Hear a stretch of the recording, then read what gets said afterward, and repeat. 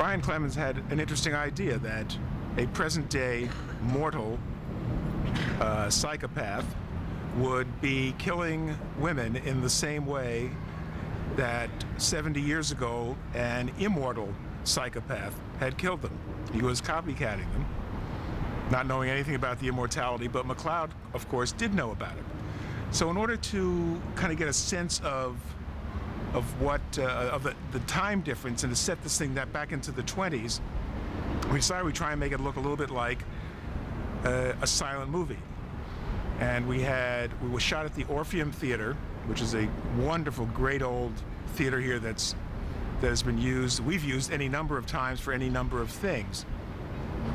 And in order to make it seem a little more authentically of that period, we changed the color timing so that even though we shot it in color, we made it on the screen in black and white.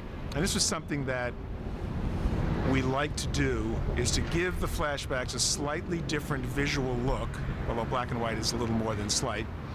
We're trying to get a little different visual look so you'd get a sense of both the period and to separate it from the story in the present. And because this was a real theater and a real old theater, doing the quickening in there was a little hairy, because any kind of pyrotechnics were the kind that we use outside are dangerous, they're flammable, they're fireworks. And we had to use a whole new system of pyro to accomplish this safely inside, and believe, everybody was kind of happy when we walked out of the theater without burning it down. And because MacLeod was not, because this guy in the present was not an immortal, MacLeod's sense of justice was certainly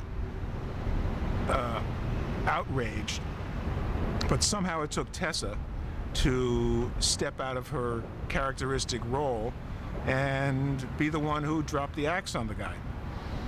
And this was, as you can imagine in television, this was kind of an unusual idea, and it was the subject of a lot of meetings with David Abramowitz and myself, and occasionally people from the various networks, domestic and foreign, who were involved.